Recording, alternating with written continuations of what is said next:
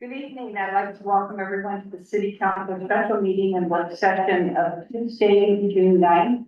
Call the meeting to order. And before we approve the agenda, I would like to revise it to add an item underneath, action item number 4, and that is the authorization of the NEDC settlement agreement.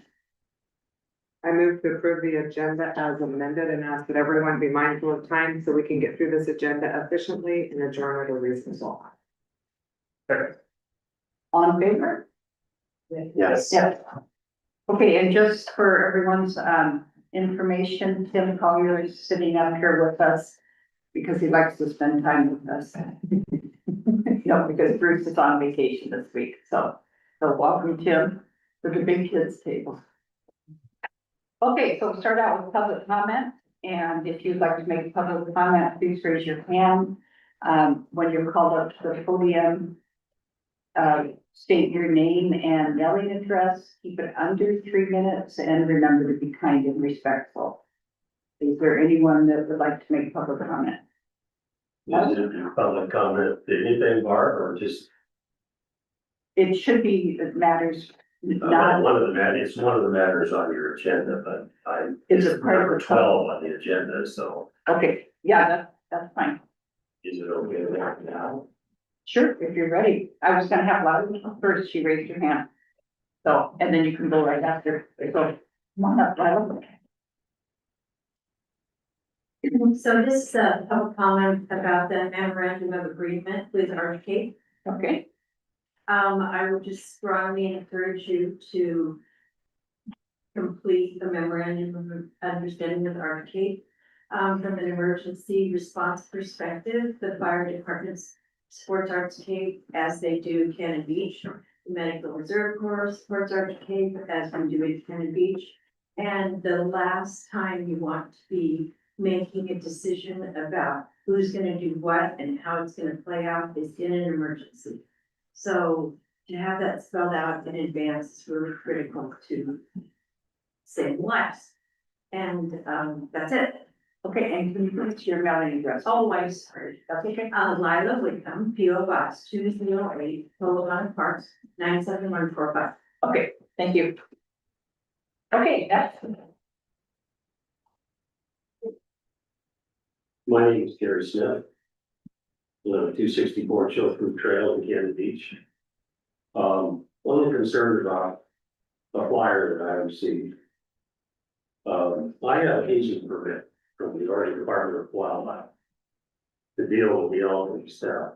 And the ordinance, when I was reading it, looked to me like if you pass this ordinance, it's gonna take that ability for me to protect my property and my pets from the elk that bog in my yard on a regular basis. This was precipitated by an incident that happened, my son's dog there. Let him off to go do his business and ended up with 20 elk in my backyard. Took great offense to him, just about killed him, $2,200 worth of victims later. And about $1,800 worth of damage to my backyard. I filed a report for the Oregon State Police, they gave me an AC permit. And said, do whatever you have to do on injuring them and killing them. I do. This ordinance would stop me from doing that, for protecting my property, my pets.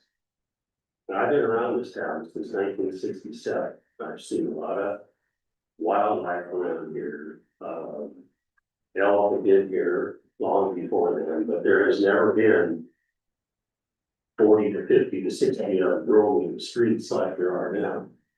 They have no competitors. The only competitor they have is man. You stop hunting in the elk reserve or reserve above us here. Well, you have to even mention that to me, being the permit, is that given unchecked, this herd will continue to grow. They will overtake the town and it will be the people living here that are going to be in trouble. So I would think strongly from a liability standpoint from the city, that you do not make an ordinance that protects the elk.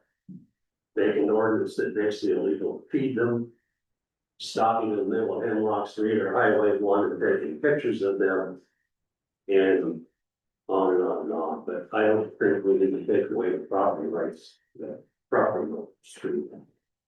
Prevent them from doing what is necessary to get them off of their property. They're asking, I understand about that. Okay, thank you.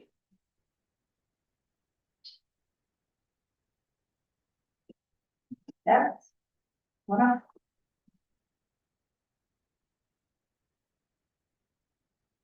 Good evening, my name is Chad Cedar. My address is P.O. Box 89. Solana Park, Oregon. And I am aware of the incident that Mr. Smith was talking about. I have heard that elk have bad eyesight and can confuse a large dog with a wolf. And domestic dogs can be injured or killed by elk.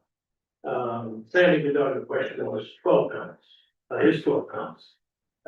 He was in his own fenced yard, and he was attacked, by the elk.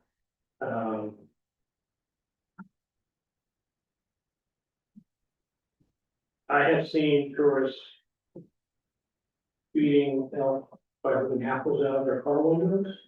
And I would just urge the folks on the council to consider, possible, side effects of a tourist or, resident get hurt by them. Because it's definitely a possibility. As you folks know, it's bad for wildlife to get fed. And Banff and Yellowstone, bears get fed, they get aggressive, they end up getting shot and relocated or taken out. So it's bad for the elk and it's bad for everybody. But the problem is people don't understand, and want to feed the animals. That's all I have. Thank you. Thank you. Next. Michelle?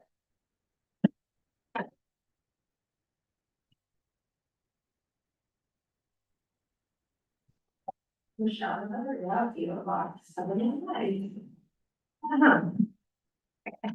First, I want to address the planned agenda time limits. Many city councils adopt a curfew or adjournment rule. For example, Astoria has a 6 to 8 p.m. time limit. And if more time is needed, the council can agree to extend the meeting by 30-minute increments. Portland City Council has a curfew of 10 p.m. Watching time limits help with better decision making, avoiding staff burnout, and encourage civic engagement. Okay, on the subject of STRs, I spoke with the Community Development Department in Astoria today. They have a variety of different zones and land use laws, like exclusion areas, density restrictions, and conditional use, such as homestay lodging, which our Airbnbs was originally intended for. Short-term rentals are treated like a business license, which they are in fact a business. They only have 50 STR licenses available because of land use and zoning, and they haven't hit that number yet. It's amazing. Community is a valuable resource. We need to nourish and cultivate it. Putting cap on STR is a good start. I'd like to read from the former city planners, Margaret Bartle's book. Just really quick, it's called The Best Thing That Ever Happened in Cannon Beach. This is from Cannon Beach Art Association staged a show at the Cannon Beach Gallery titled Cannon Beach Collects Cannon Beach. The following is taken from the description of the exhibit. The quiet streets, the empty storefronts, and the cheap housing provided an ideal setting for a group of artists hoping to give form to some of the ideas of what is now referred to as the 60s.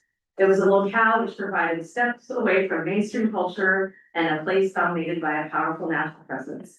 Place where emphasis could be placed on personal expression in context of a small community which was interested in shaping an expression that expression would take.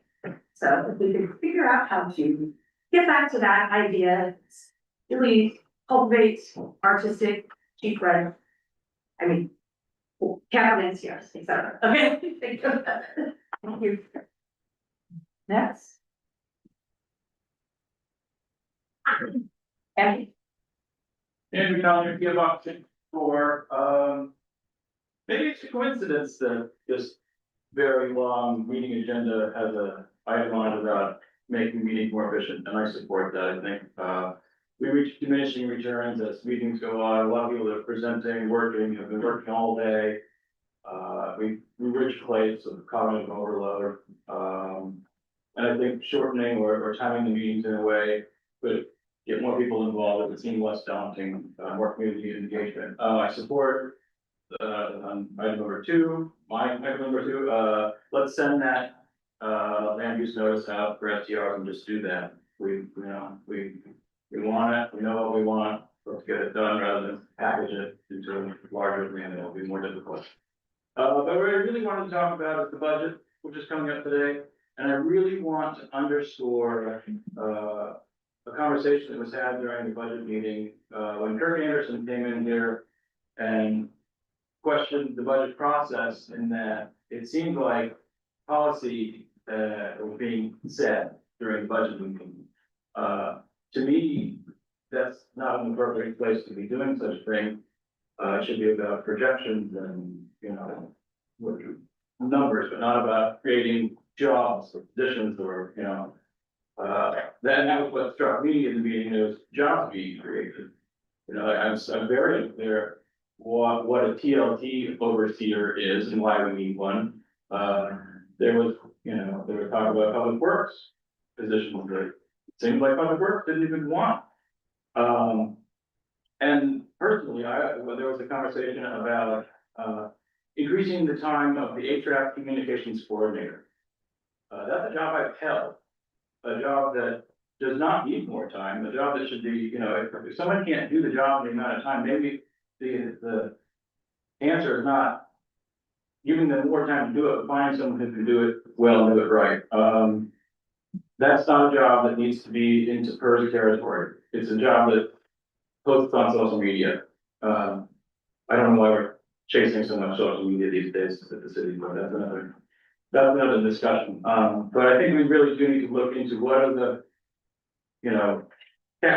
like a new job should be pitched before council. It shouldn't be in the, item one of 200 in the budget where there's just so many things going on, and the decisions may seem small in terms of, a $24,000 raise to a position when you're looking at a multi-million-dollar budget, but we're not really looking at it for really what it's worth. It's just that when we're looking at it in terms of the gigantic sphere, not the proper way to do it. That's my 2 cents. Thank you. Next, in the audience, anybody? Okay, is everyone on Zoom? Mary Beth Paul. Good evening, Mary Beth. Thank you. So I have a couple of things to say. One is on the elk. I hope that the way that the any ordinance that is written is worded, that it will not put me in a bad position when I go outside to get in my car and the elk are standing around it. I stand on the upper balcony and I click my car thing to make it go beep, beep, beep, and the elk will wander away. Am I hazing or harassing the elk to do that? I'm hoping not, because, if I wait for them to just move on their own, that's kind of puts me very late to work. That's just one idea, one thing that's on my mind. The other thing that's on my mind is and this really isn't something that is in your purview as the city council, but it is something that you could speak to the special district about, and it's the Sunset Empire's Transportation District.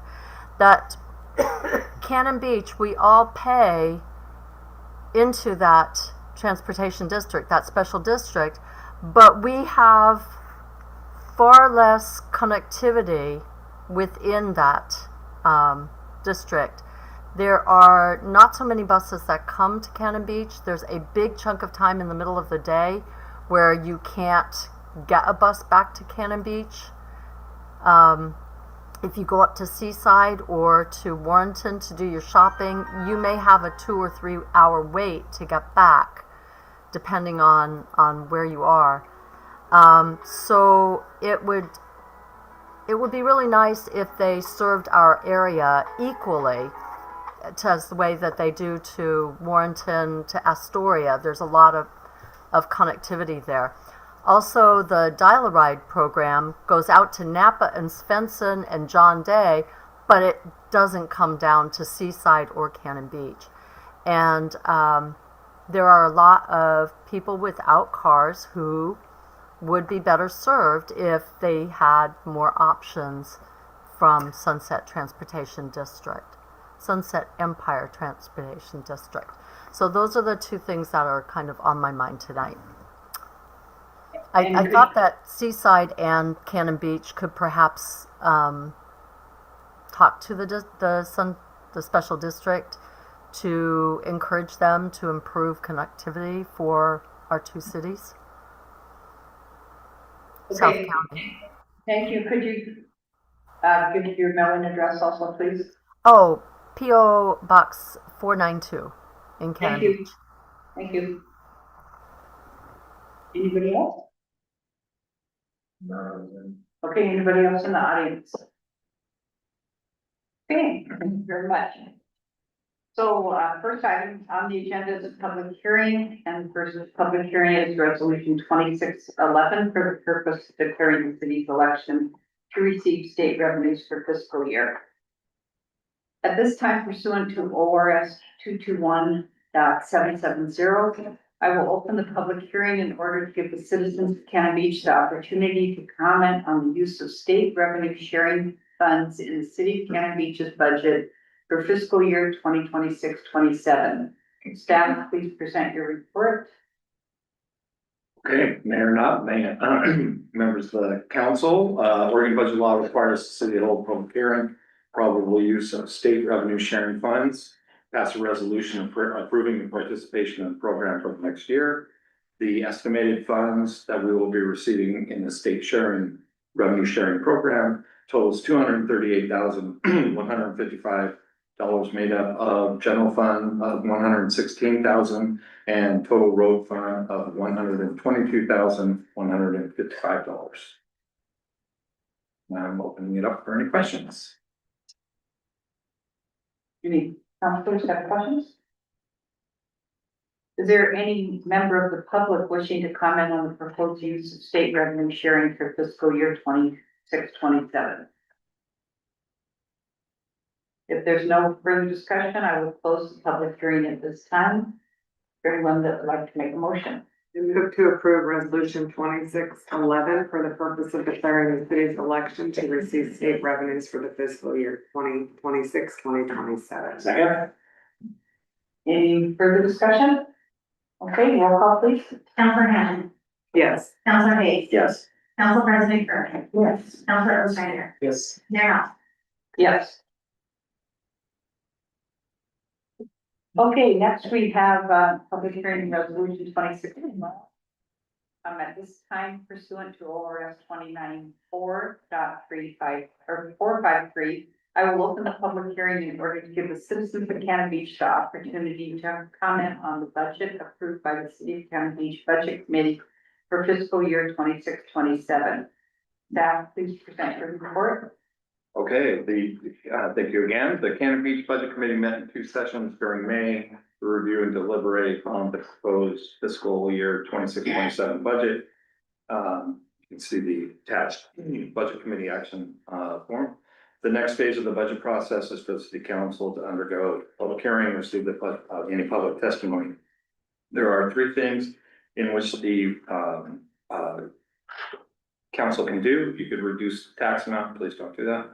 You can reduce the expenditures with corresponding reduction to resources. You could also increase, or number 3, you can increase expenditures no more than 5,000 or 10% of the total expenditures of the fund, whichever is greater. So we have 2 resolutions in front of us. Resolution number 2612. A is for what was originally passed by the budget committee. There is a appropriate, motion for that resolution. However, in between the approval of the budget by the budget committee and the meeting and this meeting to adopt the budget, an agreement had been made in principle for $790,000 to settle a recent lawsuit. In order to have the necessary appropriation for that agreement, a version B of the resolution 2612 adopting the 26-27 budget has been included and can be approved with the following alternative motion, which is below. And with that, I will open it up for any questions. Any councilors have questions? Is there any member of the public wishing to comment on the approved budget for fiscal year 26-27? Is there anyone online? If there's no further discussion, I will close the public hearing at this time. Is there anyone? Like, I move to approve resolution 2612 version B for the purpose of adopting the 26-27 budget as a fully submitted and acted upon by the budget committee of the city of Cannon Beach, and then amended by city council, making the appropriations and levying taxes for municipal purposes of the city of Cannon Beach for the fiscal year commencing July 1st, 2026 and ending June 30th, 2027. Second. any further discussion? Okay, roll call please. Counselor Hayes. Yes. Council President Kirk. Yes. Counselor Ostrander. Yes. Counselor Hammond. Yes. Mayor Knopf. Yes. Okay, I'd like to thank, the budget committee for, the process of the budget, attending the meetings and, studying it all. And, next we'll move to our action items, and the first item on the agenda is the agenda time limit. Okay, thank you, Mayor Knopf. Councilors, Councilor Hammond has requested agenda time limits be added to the meeting as an action item and has presented some materials. So I will turn it over to Councilor Hammond to present for recommendations. Good evening, everyone. Initially, I presented that you would see in the packet hard time limits on meetings per agenda item. I had a chance to rethink that. And so I came back with a compromise, plan for a planned agenda. So basically it's planning the agenda. It starts at 6 o'clock, maybe it ends by 8, or if there's a mess, it can end sooner. And then major and minor items would have time limits set for them. They aren't hard limits though, so we can agree to extend the discussion a little longer if we need to. We can agree to move, so we realize that this is gonna take longer, so maybe we need to move it back to another work session.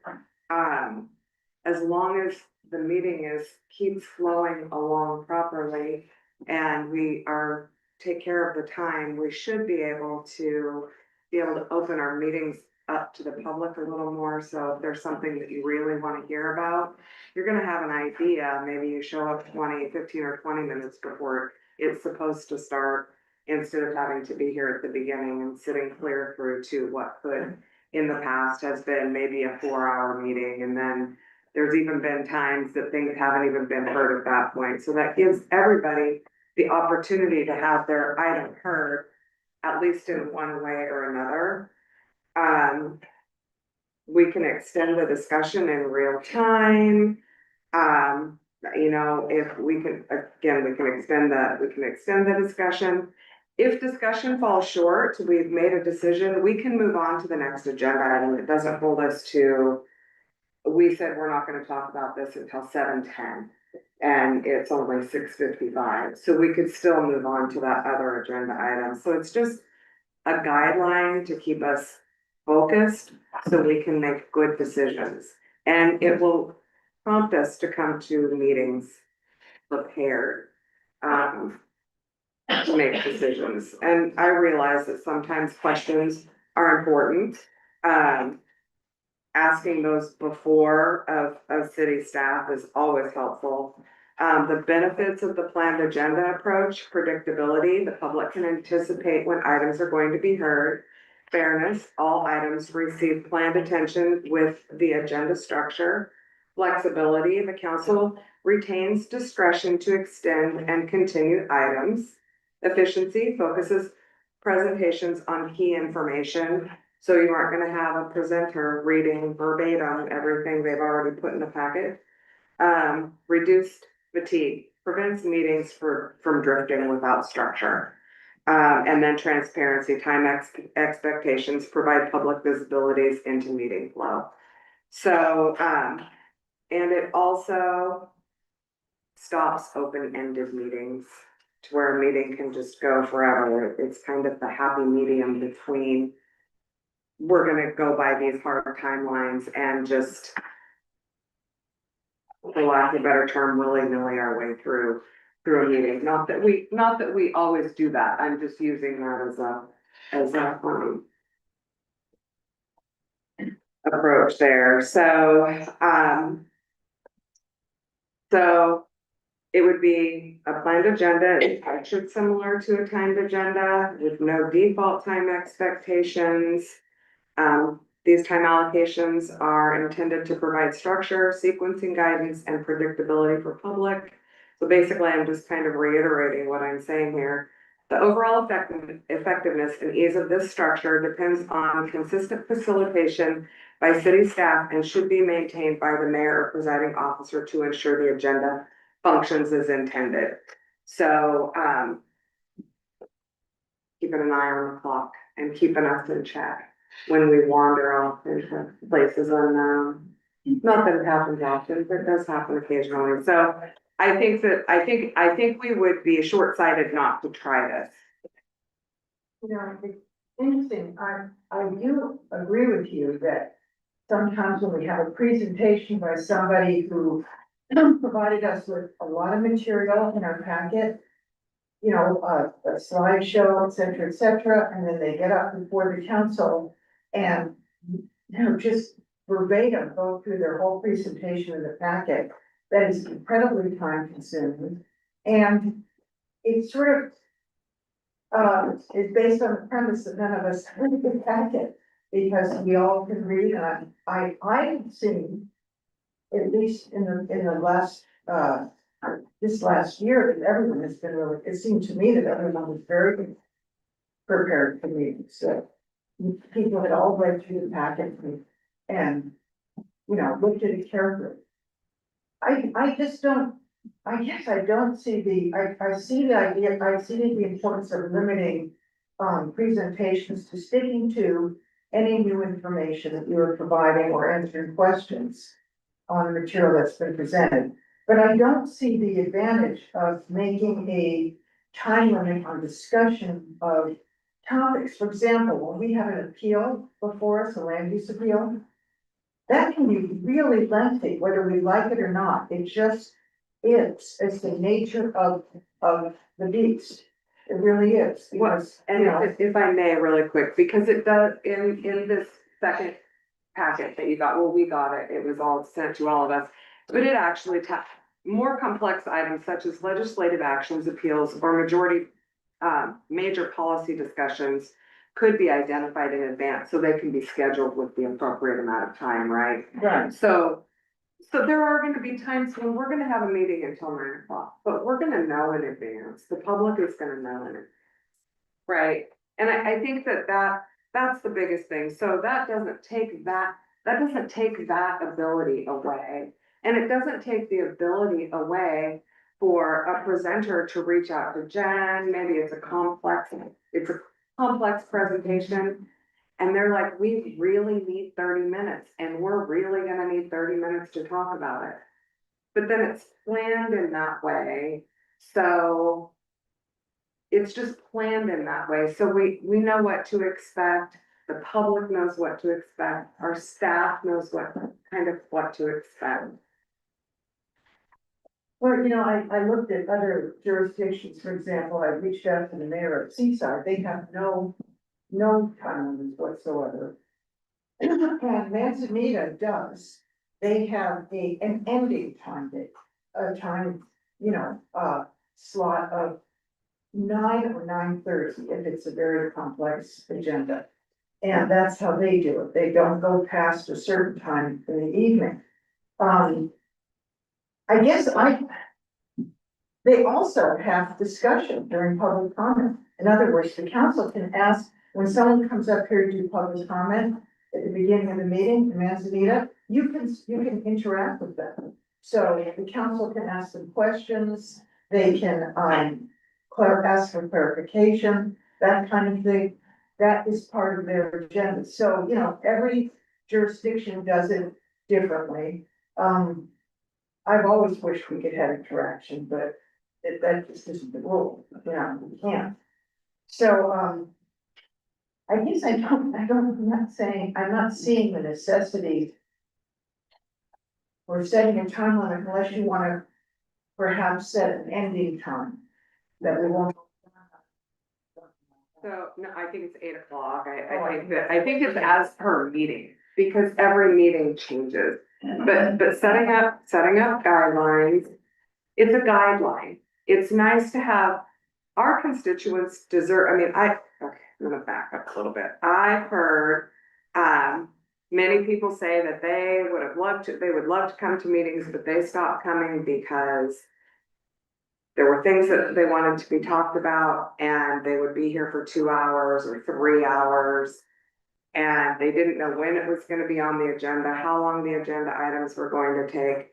So it's a guideline for our constituents too. And I think it would be short-sighted of us not to at least try. Well, you know, I can see putting an end, I think 8 o'clock is way too early, unless you're willing to come to more meetings. And that has been the issue, is that Jen is sending out notice after notice after notice, trying to find a time when everyone will come to an extra meeting, so that we don't have to go as long as we do at the meetings we're at, and people are not available. So I don't, you know, I think either, if you're gonna make it 8 o'clock, then you have to have a willingness to come to more meetings, because 2 hours on some items, you know, like, just isn't long enough. I mean, Well, and I just talked about that specifically, that it isn't always going to be an 8 o'clock time, right? I mean, that's gonna come with each, I think that's gonna come with each agenda, but I think we should shoot for that time. And then that pairs down our conversation. I think it happens naturally, like last week, our meeting ended at 7:15.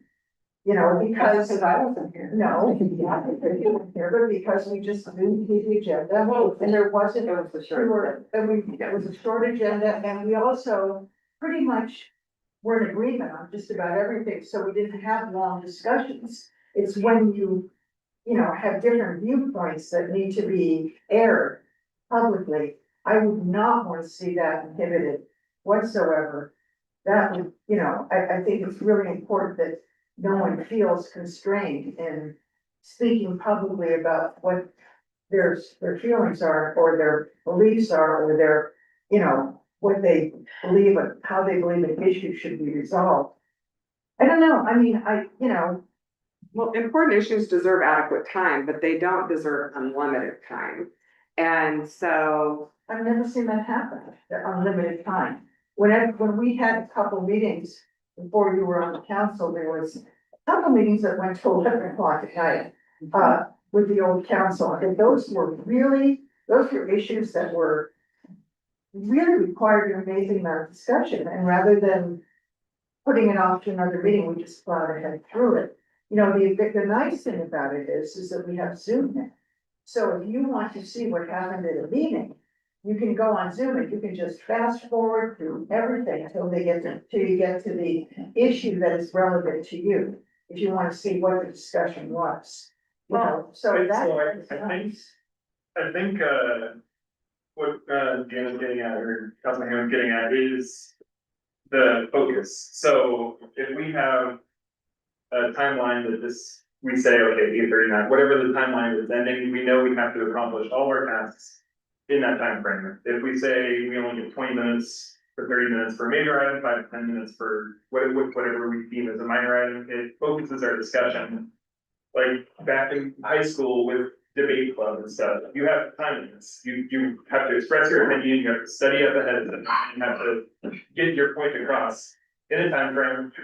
Listen to whatever rebuttals come, make your rebuttals in timeframes. So there is a constraint, and that doesn't stop the ability to debate. It just forces us to be prepared to stand up for whatever the opinion is that we have.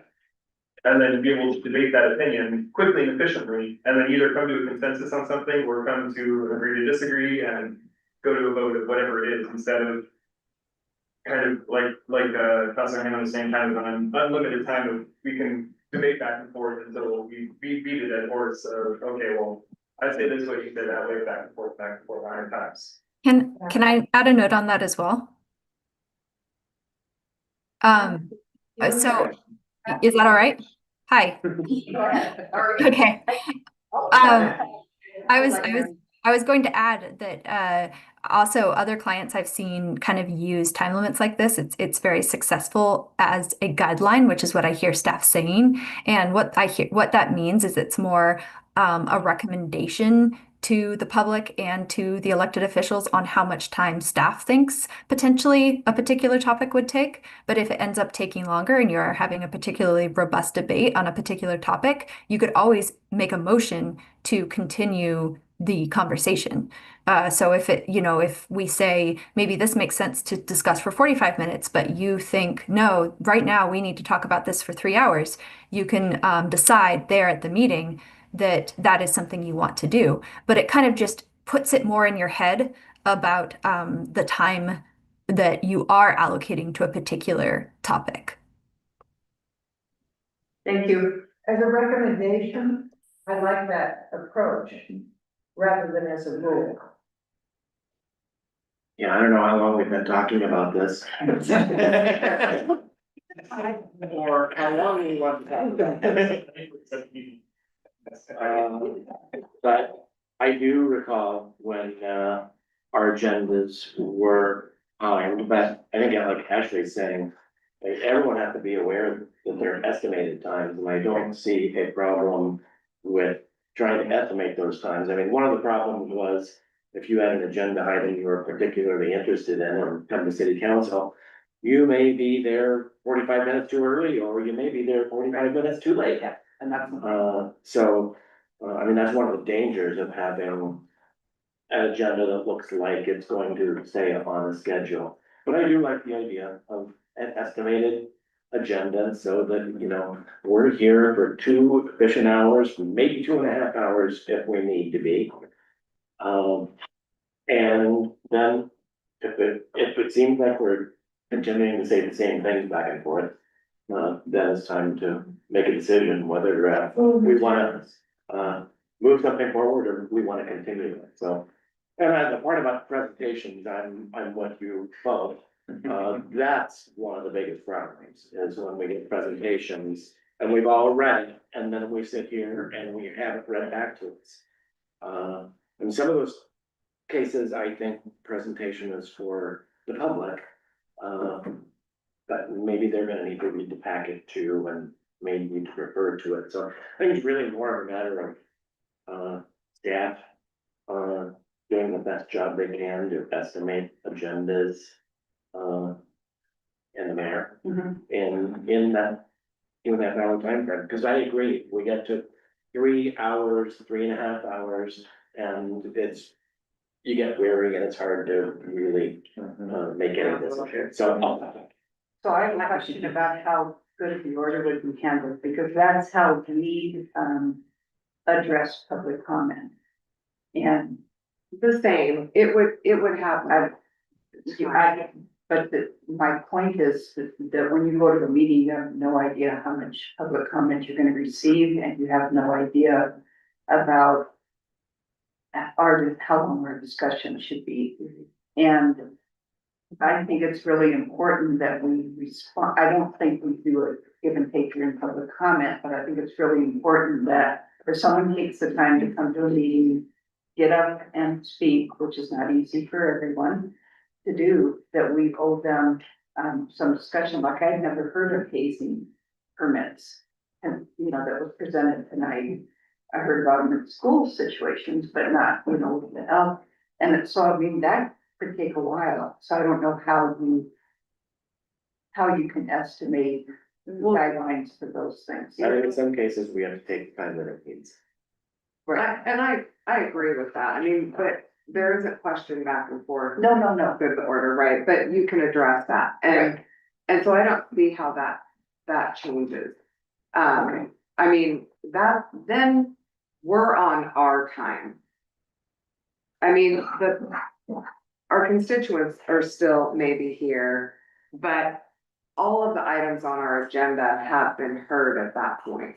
Then I think is that the right way to put it? We're on our time when we're for good of the order, counselor communication, things like that. I mean, staff is still. Yeah. Staff is here, so we'll make it as snappy as we can. right. But I guess as a time limit recommendations, I think that's fine. I really don't wanna see any kind of rules or arguments about, you know, I didn't get enough time to sit, you know what I mean? I just don't wanna see anything like that, and any inhibition of robust discussion, I think would be doing our constituents a disservice. Well, So a recommendation, if the way you actually put it, as a lot of towns have recommended time limits, that I can get behind. I move to approve the adoption of a planned agenda policy effective August 2026 for a trial period of no less than 3 months. Following the trial period, the council shall have a discussion about the policy's effectiveness, including any benefits, challenges, and recommendations for improvement. The council shall then consider whether to continue, modify, or discontinue the policy.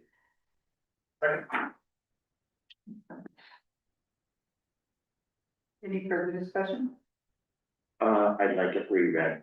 Yeah, I was thinking the same thing, actually. Yeah, I move to approve the adoption of a planned agenda policy effective August 2026 for a trial period of no less than 3 months.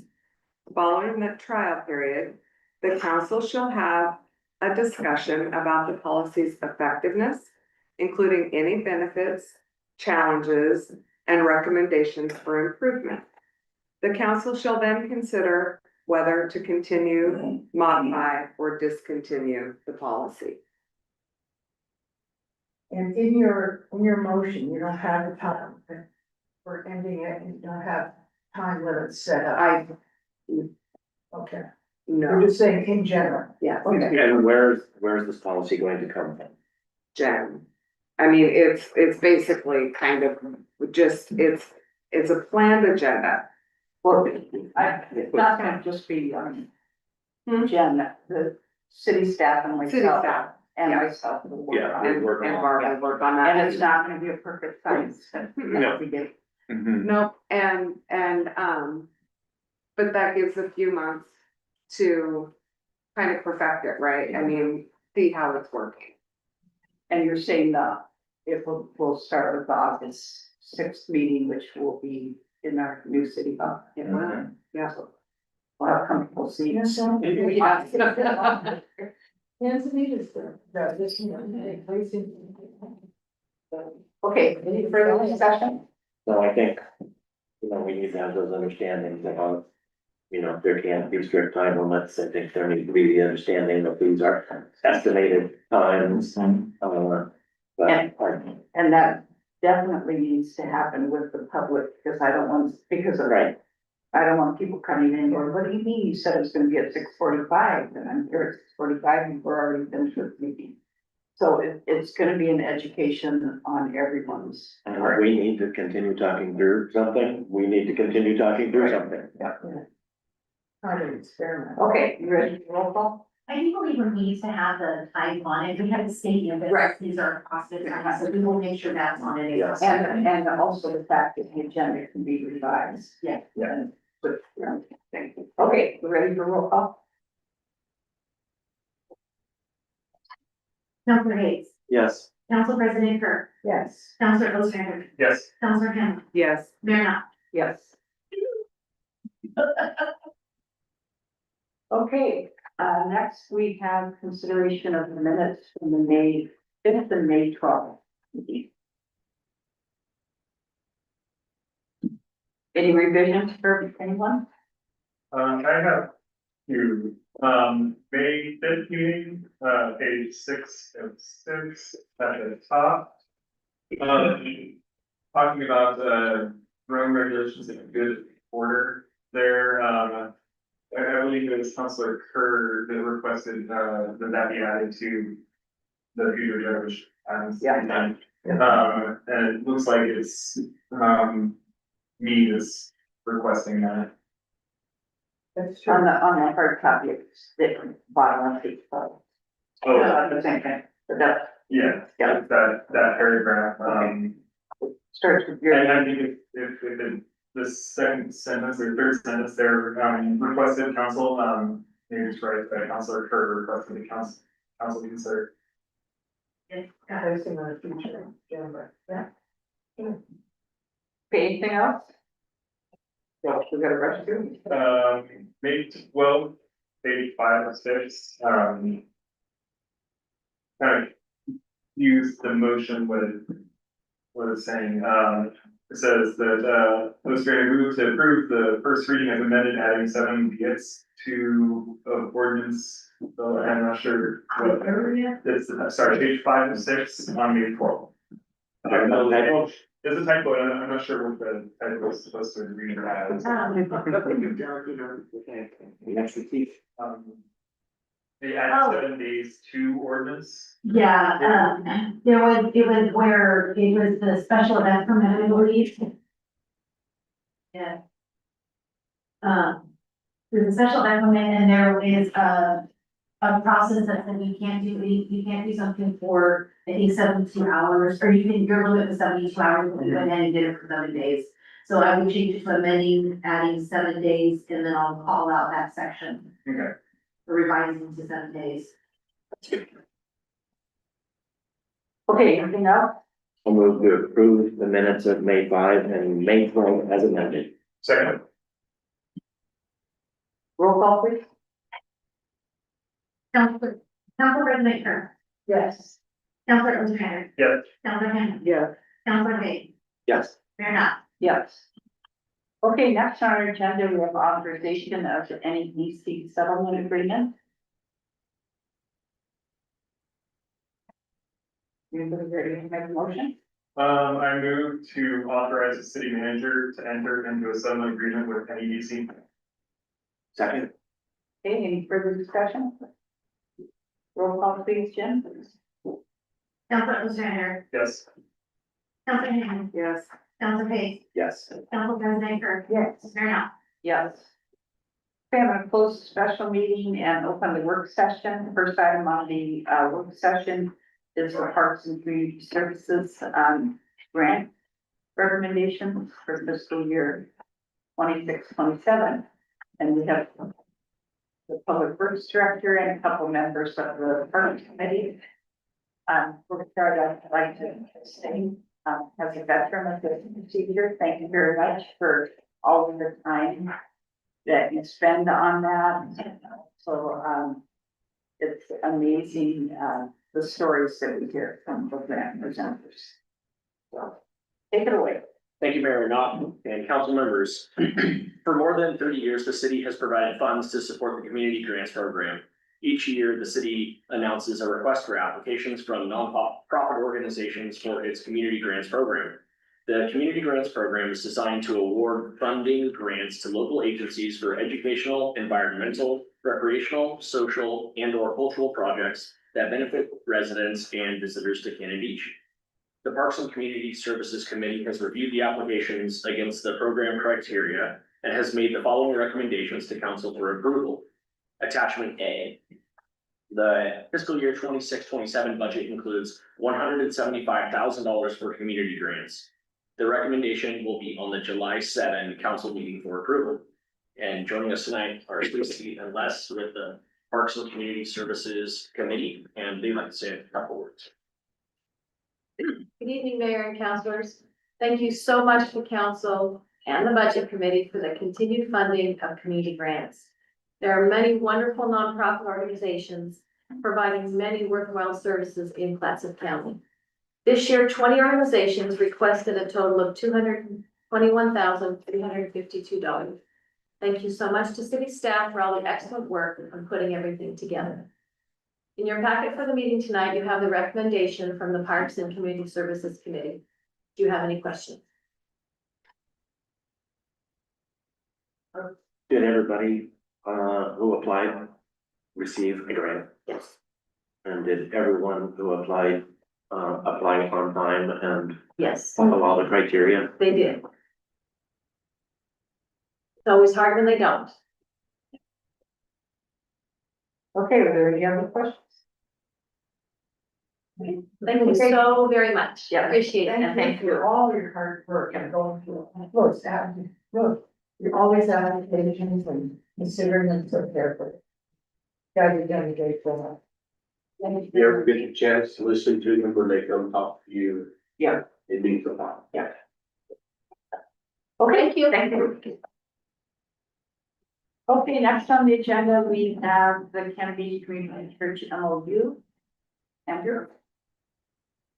Doing very well, council members. All right, so first up is gonna be the MOU between the city and Cannon Beach Community Church. This is something that you guys, I think, about a year ago already approved. But I'm coming back to you now, hopefully, get it approved for next month. There are a couple of things that I wanted to put on your guys' in mind, so within the new vendor that will be installing the generator, there's a time frame and a special pricing that is only good until June, so I know it's gonna be approved hopefully in July. But just keep that in the back of your mind that, with that, there is some constraints with the overall price from the vendor who will be installing the generator. So since you guys have already, you know, I don't wanna dive too far into this, but the church has graciously let me utilize the church, for training, emergency trainings, functions, to Red Cross shelter. It could be a warming shelter, and so it's a vital piece for my program for the community. And within this MOU, they're graciously gonna let us utilize and continue to utilize that church and that location for emergency services, and training. So does anybody have any questions in regard to this, MOU or entails? I had a question on, the criteria for opening up the city usage of that facility, what specific criteria? All I saw in the MOU was about, medical service interruption.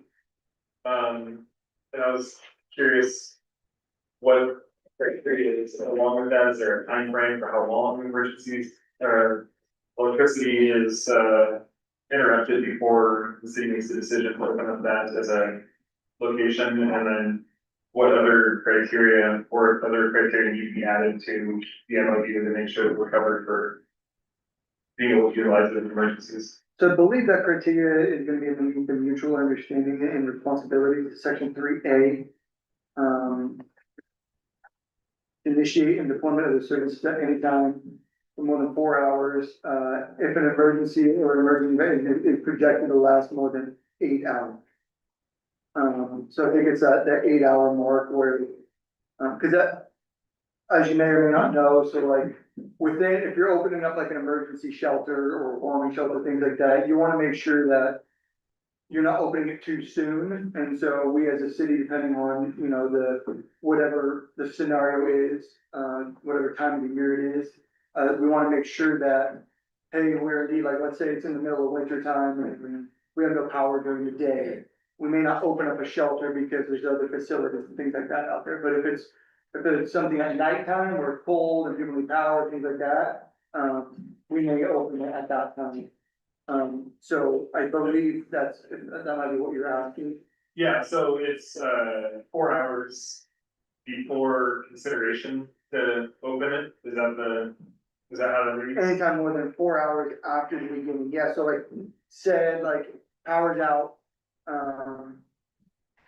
It's gonna be 4 hours after that incident, so like if we, like power went on at 2 PM, you know, 6 PM would be the time where it's like, we could open that up if, like, let's say Pacific Power says, hey, power's not gonna come on for 12 hours. Then I can contact the church and say, hey, it's already been 4 hours, you know, can we open the shelter? If it's gonna last more than 8 hours. Okay, and then it just references, emergency event, are there other events other than power outages that you discussed with the church that, this site can be used for? Not in particular, no, because really that site would, you know, with the generator, like for instance, we're gonna have City Hall, the new City Hall is gonna have a generator, the police department's gonna have a generator. So that would be a midpoint, so really I did just discuss to them for certain power outages, lasting long, we do open it, to have power, warm and sheltered kitchen, things like that, so. Okay, so not like emergency supplies distribution is something, like, say, we still have power, but are iced in, like, a couple of, like last year, where you couldn't get out of town, but still had power. For that, we could use that as well, if we need to, right? We don't necessarily classify each independent scenario within this. But those sorts of options have been discussed with the church. Yes, and we could discuss them more with the church if we need to. And you said it's a Red Cross It is a Red Cross shelter as well. shelter, so if we had a major event here, you know, town is 12 feet lower on one side, closer to the ocean, and we can actually get to the church, that would be a place that we could go for people that are in downtown. Correct. Yes. Whether the city's opening it or Red Cross. Or Red Cross is opening it, so there's the dual, okay. Yep. Okay, any other questions? So we will see this again at our July 7th meeting. I did have one other quick question. I thought I read in here that it said 50% of the generator. But it's only for 10,000. Is that 10 grand.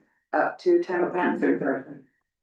Okay, So it would be less than 50%. it would do that. I thought I read that in there somewhere, that it was 50%, but then it said, okay. I just wanted. Yeah, this, under there. Section They have 2A. funding for the rest. So, And they have funding for the rest. correct, Yes. correct, yep. And then, yeah, they'll fund the maintenance and things on that, things like that on that, so. We're just funding the initial purchase of it. Oh, cool. And does this, land in 25, 26 budget or 26? 27. But you had said earlier something about a deadline for this price quote. Well, so I believe it's the end of, is it June 30th? Yeah, so I'm just trying to get a sense tonight, so we can make a decision, we were expecting okay, it to okay. vote tonight. Okay. But absent a vote tonight, sort of just looking for sort of a general feel, as we're gonna pursue this. This is a valuable contribution to the community and it's necessary for the church. So from the city side, the funding would be in the next fiscal year budget that it would come out of. So you're the church is gonna go ahead and order it if you have a good buy. Okay, see you. Okay, so I'm like, that kind of thing, yeah. That's Okay. Yes, my understanding is a significant kind of discount if they do move forward. Anybody have any concerns with any of this? Okay, thank you. All right, I have another one. you do. All right. Yes, okay, so the next, MOU is gonna be between Arch Cape Falcon Cove Beach Community Club and the city. So just like Lila Wilkins said earlier, it's very important that we get something official and get it signed, an MOU between us and them before we actually need it. It's not necessary, you don't wanna do that during an emergency. So if you're not aware, we already do work heavily with the Arch Cape Falcon Cove Beach Community Club. A lot of the members within that club are members of some of my volunteer emergency teams. They have mirrored our program here, so they have a large amount of supplies, cash sites, very similar to ours. They do have the two cattle sirens down there as well. And while I operate them, they're down there and they're, you know, they're managed by the fire department, but, we work heavily with them on grants and we utilize them in a plethora of ways. And so I think establishing this MRU is necessary before we actually need to during the emergency. And so, do you guys have any questions for me on the generic of this MRU or kind of anything within Archgate? Who drafted this and reviewed it? So, the Archgate, they drafted it and we reviewed it as a city. I still do need to get this to our attorney, to get the full draft before it's signed next month. But I reviewed it with the city manager. I don't disagree with Chad and Emily at all, I just didn't see anything in particular that this accomplished. Besides just saying that we have an MOU, so maybe that's something that the attorney reviews it, draft language in there, makes it seem like it does something, because it just kind of doesn't cooperate. I feel like it's. I'm sharing. Well, that's kind of It the. doesn't mention sharing resources or anything, that's why I was. That needs to be what compliance is that we really. That's the nature of the MOU, Yeah. the sharing of resources and helping each other in an emergency situation. Yeah, and I really agree with the sentiment of it, I just didn't necessarily see that in here, that's why I had the same question, and maybe sad about if the attorneys reviewed it. Not yet, but they will review it, we're gonna do one prior to you guys having it. And the community club is a nonprofit organization. Right, yeah, they're a 501c3. And it doesn't represent Archcape in any way, or if anyone in Archcape can join it, or is it? I'm just curious what the community club is. Can I ask for a phone a friend for Yeah. Mr. Richard Henry? Anyone can join the Archgate Falcon Cove Beach Community Club. It is not meant to be a governmental organization, but it is a quasi-governmental organization in that the county recognizes it. But there's no formal representation. Ambiguous. Does anybody, when you say anybody can join it, do they have to live within the? They don't. You You could come down and join and we'd love to have you, I mean, you man. guys do some great things. We try to, we follow your lead, actually. So, yeah, we definitely need our city attorney. Correct. It's great, obviously it's necessary. Yeah. Cool. Okay, any other questions? Mr. Henry? Thank you. Thank you.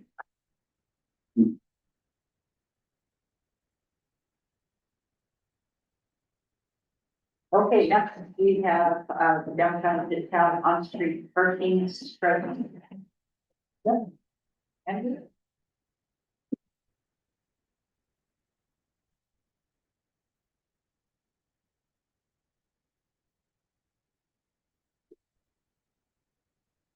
Thank you, Mayor Knopf and council members. Jeff and I wanted to tap this one. If I had an estimate, I'd say we're gonna go about 12 minutes on this one. Are you sure you're sitting at what's that? I mean, yes. It might take me that long just to read through this. So at the March 10th, council work session, transportation system plan projects, PM1, to strike downtown on street, and PM2 strike midtown were discussed. TSP discussed 5 components, and this is the first step of a 5-step parking strategy, which would lead Cannon Beach towards an overall parking management strategy. Planning staff presented that between downtown and midtown, we could strike approximately 300 to 320 parking stalls at an estimated cost of $8,300. Council agreed with the striking. As such, Public Works has budgeted for the additional amount in the next fiscal year. Public Works wanted to take the opportunity to share some of the issues surrounding such a decision. So the first one would be that all striping in the city is restriped every year. We restripe everything, right? So therefore, this would be an additional reoccurring cost, whether the city is offsetting that cost with a parking revenue or not. So annual expense. The second bullet point is that on-street parking may reduce the amount of overall parking spots, and yet striping could also reduce congestion, giving more clarity to parking management. Standard parallel parking stalls are anywhere from 20 to 22 feet long. The city of Seaside, I measured one yesterday, was at 20 foot 6 inches. And the city of Manzanita, I measured one yesterday, was at 22 feet 6 inches. Smaller vehicles naturally need less space, while longer vehicles approaching and exceeding 19-20 foot will have difficulty fitting into smaller spots and could cause congestion concerns and face tickets if overhanging. And otherwise may need to go park in, larger vehicle spots that are typically reserved for recreational vehicles, larger RVs. The city currently has no signage warning of enforcement or overhanging the striking, is another thing to keep in mind. And lastly, per the TSP ADA compliance spaces and associated signage should be provided. How many, where, and if there needs to be subsequent curb and sidewalk modifications is unknown. So the purpose of this agenda item is to share some potential concerns that came from the Public Works Department surrounding the on-street striping and receive direction on the on-street strategy as it relates to time parking, signage, ticketing, etc. I think the take-home point is that on-street parking striping can be completed anytime the weather allows and can be completed in less than 1 week. It would probably take a couple of evenings in order to stripe the on-street parking here. So it might be worth at least having the discussion of holding off on on-street striping until an overall parking plan is developed. Any thoughts you have? Yeah, so, this is just a step in the process of the parking strategy. We are currently, we've reached out to 4 different parking management systems and researching that for you, which we'll be bringing back in July to speak to you about those, paid parking options. But, I think, in Astoria, Manzanita, Seaside, most of the communities along the coast in their downtown area do have on-street hatch parking. Whether we go to 20 or 22, that I think falls down to you want to see people waiting to get in and that type of thing, because I think that's going to be the difficult. This by hatching it and striping it should give better management on that. In other words, people see a space, they go and take it. Whereas now you kind of estimate it, and I myself have tried and not made it, and going to the next step. So this at least clarifies that. And so I think we just wanted to put out there that, this is something we could do at any time. We're gonna be talking more about this throughout the summer, especially with the parking management option of, the different systems and which areas we want to do that in. And so, we just wanted to throw out if you want to, take the step now, and if so, what would you prefer, through 20 or 22 option? As far as ADA compliance and stuff, that is not required for on-street parking. That's really where it's possible. So we can also investigate that further as we develop our plan. So when you observe the parking in Manzanita and Seaside, are they all the same size? As far as you? I only measured 2 in each city and they were the same size that are right by each other, yeah. Jeff, you said you're not required to have on-street parking that's ADA compliant. Well, it's not like our off-street parking permitting. It's like if somebody does a lot on an off-street parking, yes, that's required per 25, per certain number. Right. As far as I know, within the right-of-way area, I don't think it's required it's just done by, to provide certain. I asked, because I remember one time someone was in the ADA parking at the post office. They had a license plate from out of state, they weren't in the post office. Yeah. And I was, kind of miffed because they were using the few little spots they have, but they had nowhere else to park. Cause they came back to their car, I talked to them, and it's like, oh, dude, they were parking there because there was no other ADA compliant Yeah. spot for them, so. I mean, I think that, Oh, they parked on the street. Well, they parked in the post office, no, post office parking, even though they weren't in the post office, they could find no other ADA parking. And so I thought, oh, that's kind of yeah, and not so And if cool. we have, that's part of what we need to develop, because as you know, or, we currently don't have as many off-street because of the parking maintenance program that allowed them to be put in other places. So we do need to consider that when we're developing this program. Where we're gonna put our ADA.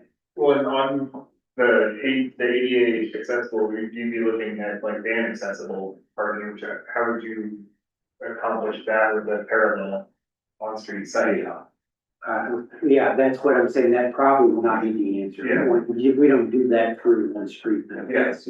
So that last bullet point is really not applicable. Yeah. I think that waiting, for a parking solution as far as paid parking or whatever is. I mean, you're looking at a year down the road, maybe more. I think that it would be beneficial to figure out the size of the spaces that we want. And go forward with striping. I mean, I walk down the street, I'm sure we've all walked down the street and been able to identify 5 or 10 parking spaces that are in increments of 5 feet. So, Yeah. it would be good just to get it started, and it's, at least then we've started something. Yeah. Yeah, I agree. I think that, talking about parking solutions more, overall is gonna be a big conversation. And I would like to see something happen here. And, I mean, even if we're not enforcing, people in the larger vehicle taking up, a space and maybe a little more, until we figure that out. I think it'll be worth moving forward with it. I would suggest that ours currently is, in our code currently for off-street parking, we require 22 between any parallel type. So the 22 is kind of what we are accustomed to. And, I think, like Chris said, we're seeing more of those kind of larger van size and stuff like that, what they call sprinter van type, and so this would allow more of those, I think, come in. And full-size SUVs are seeing a lot more. One of it, an F-250 with the full-size cab and a full-size truck, or full-size bed and full-size cab is 19.5 feet long. Yeah, Right. yeah. Yeah, I wouldn't Add recommend the trailer hitch. any, there's probably not gonna be parallel parking. I think could be, but I think moving forward with this, if we're gonna restrike, we come back and restrike every year anyway, so the parking plan develops down the road and we have to make modifications to that. We have to make modifications to what striping goes in right now, down the road. So everyone suggests this, or everyone who's spoken has suggested that we go ahead, go with striking and go with 22. Right. But I just want to reiterate, so none of those would be ADA because of their parallel parking. I don't know, do we have any current ADA spots? No, not to my knowledge. Yeah, I don't know. If we had them currently anything, if we would reserve those, but I don't know of any that we would put out on the street. But it's something we will definitely take into account as we develop the long term. They have to be the end spaces probably, and, But again, that's probably something that can be done at any time. Yeah, we will have an ADA spot over, with the new building they're going in, with Great Hutch. I have a quick question that's related to parking, but probably not striping, and it's probably gonna be Chief Schultz. The camper vans, whatever you want, whatever they're called, the Sprinter vans, are those legal to park on the street in downtown, or are they considered RVs, or do they really have a classification? They're considered RV. They are, Yeah, okay, if you were at the temporary living facility, they're considered an RV. okay. Thank you. So they'd be ticketed, on a regular street spot. Yes. Okay, if you're in an RV spot, you will not be. They will not be ticketed in an RV spot, but they would be ticketed in a regular, street spot. Yes. Then I have a question about this RV signs at, the Midtown parking lot. That say no parking, I feel like the verbiage in that is super weird. I took a picture of it today, but it says no pickup trucks and then it says pickup trucks. I'll take a look at It was kind of, and I know they just got remodified and changed, but it seems like it can be some potentially confusing language. For those, I didn't have to look at what they say specifically down here, but I saw those and it was in reference to the 20 to 22 feet long. And I was at the 50 one. Okay, so they're already approaching the limit. Are they legal then to park over there? And it doesn't seem like they're legal to park there under our current signage. If they don't fit in the parallel spots, so. I'll look at it with Chief. Okay. I've always been curious about, there's a maximum size. But, you know, sometimes you see large pickup trucks using those, and I'm assuming they get tickets. So I don't know how to clarify any of that, but And make sure everyone knows where they're supposed to park, or they're not, so they don't get there. Okay. Well, I believe that's what we needed. Yes. Thank you. Thank you very much. Okay. Oh, sure, okay. Okay, that 12-minute, 53 seconds. I turned my timer on. Okay, next we have the monthly discussion follow-up. I won't be guessing. Thank you, Mayor and council members. The modular discussion follow-up, at the May 5th, 26th council meeting, council discussed the potential to purchase or continue to rent one of the modular buildings for the food pantry's use. These modulars are being vacated at the end of July as the completion of new city hall approaches. Council had received a report, that the cost to move one of the modulars at the temporary city hall site was approximately, $280,000. Staff has found that the cost to install a new modular at the NACU site was approximately $325,000, and that decision could be made within the design process of the project. Analysis information, the city manager and assistant public works director met with the food pantry at their May 28th board meeting to discuss potential options in hope of arriving at a decision on the existing modular buildings. During the meeting, the food pantry board agreed that it was best not to move forward with the modular building at this time. And then I realized that this is written as a recommendation and an actual motion. I don't believe that's necessary, especially as this is in the discussion piece, but the intent of the staff report is to illustrate that the food pantry board agreed to not move forward with the modular building at this time. And seeing as how the modulars were here for the construction of the city hall and PD projects, and those projects are wrapping up, the current plan is to allow those to go off rent and back to where they came from.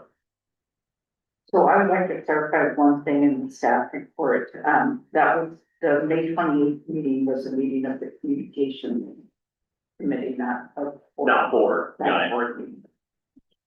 But the food pantry board did vote to not move forward with modular building. you mean moving a modular building to the cruise? No. To move out of town. To go ahead and not Take them away. take away out of our city. So, Does that make, the ones that are being used for the police station and city hall are going to go back to the rental agents? so I went back and asked the following questions. I see this is my email. I see the food pantry board decided it was best not to move forward with the modular. Did they come to the table with a solution? If so, what is it? If they pass on the modular, there may not be an alternate city funded solution for them. Did they consider that? And so Trevor called me. Trevor called me and kind of explained, what some ideas were. And so I think that this is, it would be nice to hear from, city staff or from the food pantry, what their idea is. I don't think it's my place to say anything. And the food pantry is coming at the July 14th meeting to explain their plan. Okay, so, but I think that that left it, and not to anyone's fault, but I think that the staff report just left it so open-ended, like the modulars are gone and we don't, so like, where does this go? Okay. So, Yeah, my concern is, I mean, and maybe we'll hear what their thoughts are. It'd be nice to hear it, when we're kind of in the middle of this discussion. They need a little more research for Okay. presenting. But I mean, my concern is, depending on the park plan, they may need a location. Right. So does it mean they got ideas on that? They do, but they need more research. Okay, They want to come up with a good plan. And the other, if we end up having to have a modular building at that site, we can get one to come, a modular to come back. Not those particular modulars, but yeah, and so it sounds like, instead of leaving this open, it sounds like they may have identified some properties and they're looking for brick and mortar. Well, not necessarily. I think maybe they're just, I don't know if they identified another location or not. I have no idea. I am just reiterating what I was told in a very, to at least help alleviate some question. Gary's gonna walk. What are they gonna do, right? I understand that they possibly identified a piece of property and they're looking at brick and mortar and not at Memphis. So, I Wow. would not be supportive of a modular going back into the curves. That's why I wonder if we shouldn't hold on to it, but, so I don't know, it feels like we're still having this conversation too early. but we need to act on the modular. We don't want to spend another, Right. how much per month? Yeah, it's for something, but it's also the mobilization and getting them out of here, et cetera, so, And and getting- length of time. And getting parking Yeah. back open, some more Mhm. consideration. and what's the worst thing that could happen if we got another modular and we had to move it back over there, which I know that's. I just let you know, I'm saying worst case, but if we had to move it back over there, up by the wherever, then it could be. And something that was configured more to what the pantry needs. Okay. But we aren't voting on it. No. Just- No, but it doesn't seem like it would change it though, because this is something that, Right. if we just take no action. Yeah, Just goes we're forward. authorizing staff to just go ahead and start removing the modular, it sounds like. Well, I think. Well, we've already authorized. Yeah, it was already Probably done. started. Right. We're just not changing those orders. Yeah, totally fine. Okay, there's what? There's not. Okay. Thank you. And not that we didn't have that for the chief.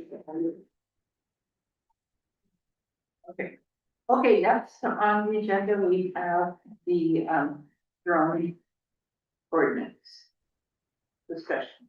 All right, Significant special districts have enacted drone ordinances across the country over the past 20 years. I've provided two, different ones. I kind of wanted to show one, at a very, brief, ordinance, and that was the city park, Portland, city parks. And then you've got City of St. Mary's, which is a more broad one because it was a little more complicated. As we worked with the joint land use plan, which includes the county, and the, military base there in St. Mary's. And really that was about protecting, the airfield and, the, base. And so they wanted the buffer area. So this can be, these kinds of ordinances can be written for certain areas, and buffer areas, or districts, no fly type zones. Or they can encompass the entire district or city. And so I provided a couple of examples to look at, and just for your all's information, if you have any questions, I'm happy to discuss them. But there's plenty out there, and I think, and Commissioner Kerr, quite a few in Colorado, but there's a lot all across the U.S. So. I wanted to ask Ashley, can you regulate, drone landing and takeoff on private property or not?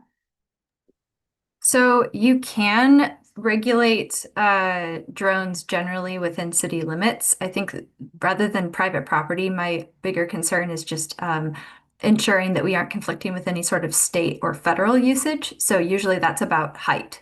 So we can regulate taking off and landing in the city, but drones flying over the city above a certain height, it's more difficult to regulate. Yeah, basically. But I was told that we can't regulate, the airspace, but we can regulate takeoff and landing in the city. That's exactly right.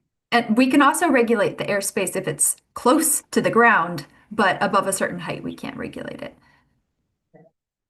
And I would love to see the city pass a drone ordinance, there, with exceptions, of course, like the exceptions you listed in, for Oregon, make total sense, for mapping. Yeah. For special, for projects that might be having you get permit for that. But just for purposes of, birds and, the well-being of birds, but not just that, for privacy issues of citizens, I really, I mean, when I'm walking down the street and there's a drone flying over my head, I kind of wish I had a TV that. I mean, it's just, it just is so offensive to me that somebody could fly around over citizens and watch what they're doing in the air. So I wondered if there's any more the second one you provided is way too complicated, obviously, it involves a military base. But and I think there's not that many of them out there, just because it's fairly new. I don't think that many cities have actually thought about it that much. Yeah. And I'd like to see us, just like we did with fireworks, to say, no drones unless you're doing a specific project. Well, I'm happy to bring back other, language or a drafted version for your all's comments if you want. That would be great. For a work session. Well, I honestly would prefer to see how, because the new ordinances with OKRD are framed.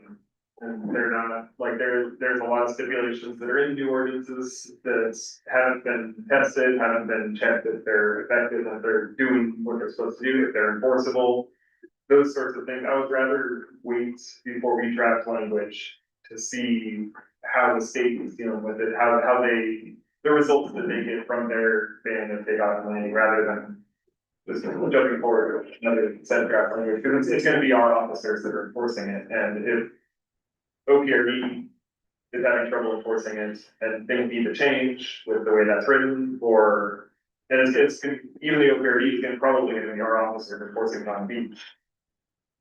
How does that, how does that, come out to actual effectiveness of passing ordinances? So, Here, he doesn't have the manpower. no, it's so our office is doing it. Yeah. And so if we add that additional burden, does it get enforced? Does it get, or does it just create a lot of consternation of I'm not allowed to do it, and it's the rule followers get mad because, the non-rule followers, they do it anyway, they don't get in trouble because Right, we don't have the ability You to enforce can't, it. you can't pass a law because he doesn't break. No, but you have to, Yeah, that's it's not- the enforcement. You I have don't to- know what additional work we're actually talking about, and my concern. That's the other part, yeah. My concern has always been the ocean shore and, you know, not only my own irritation with it, but certainly, you know, the bird life and anywhere near the National Wildlife Refuge areas. So I would hope that Oregon State Parks has taken care of that. That sounds like they have. It's still. I have not experienced, you know, a drone, you know, buzzing me in City Park or anything like that. So I'm not sure, do we want to spend our time now doing an ordinance on something that we got a problem? Well, the reason I brought it up was because, some of the folks actually, one of the people who works for, what used to be Audubon is now Bird Alliance. There was some concerns, because he was very involved in the drafting of the state rules. And that there were some loopholes that might develop. And first of all, right now, what they're doing is they're trying to map what parts of Cannon Beach are less than half a mile from the rock. Because there's a half mile radius that you're not supposed to go. So it may be premature because they still haven't got finished mapping. I think it was Oregon State University is doing the mapping, and they haven't finished it, last I heard. And so maybe we wanna wait and see what areas we're actually looking at where it could be an issue. Yeah, I wouldn't, And how many- I wouldn't be opposed to no drones, without a permit in the city limits, but, just right now, I don't know what. So, but I guess we could wait and see what happens with, the half mile limit and the mapping and see if there's, you know, if there is once we see that, there'll be an appetite for it. And if, you know, the Bird Alliance is set on seeing it happen, I would listen to them. Me too. So do you have any idea how long the mapping is gonna be? No, all those things take so long, rulemaking is taking a long time, so everything is it's still up in the air. But I was fine. I'd like to know the council, if it turns out that we can do it, if there's an appetite for doing it. I think I agree with Eric, I agree with what Eric said, I think that we need to try, you know, get ORPD's new, rules vetted. And then look and see if that will help, I think that will help in town, because I don't think that people are going, well, I've never seen a drone, I don't think in town, but, I think, I don't think people are just gonna take off in town to go over the beach, you know, they're gonna try and stay closer, so. I'm not sure what we're going to learn, except for it's difficult to enforce. Yeah, right, I think that's very true, yeah. I guess the kind of, the information I'd like to see is the number of violators that are identified, like, on the beach, how many tickets end up getting written. Yeah. So I'd look at these new rules that are there, and if people are just flagrantly violating it, there's a lot of complaints and. Equal State Park, Things like that. I mean, that would be one. Yeah, those sorts of things, Be or concerning. if we just see a massive decline automatically with these new rules, because of people who recognize it. Do we have a permit process at all? Does the state have a permit process for drones? I don't know, sure. I think you just go buy them. You just go by, yeah, purchase one. I just wondered, because you do see video, you know, of. Yeah. Yeah, there's. Yeah, there are, or like if you have certain license, like our drone. Yeah. Right. That does the beach flight, he has to go through the permitting process with the state. whenever he does. So there is a gap for that level. Well, but he's doing commercial though, so like, cause he's selling the services for. Yeah, so he has As opposed to, yeah. So there is a state permitting process for commercial. Yeah, for certain level. Application. You have to, it's almost like you get flag. Well, if I can stay, I'll stay in contact with, the people who actually were part of the drafting of the original, of the state one. And see what they, you know, how it develops and what they would suggest back to you. Yeah, that's, I think that's the approach. Chief, do you have any, brief thoughts on this discussion? Just looking it up, ORP, what is it, Oregon Parks and Rec? They adopted the rules, but it is not currently in Oregon revised statute, so we have no enforcement, ability as far as the police department can go down there and notify people and educate them. State parks employees would be the ones that issue a citation on the beach or in any state park.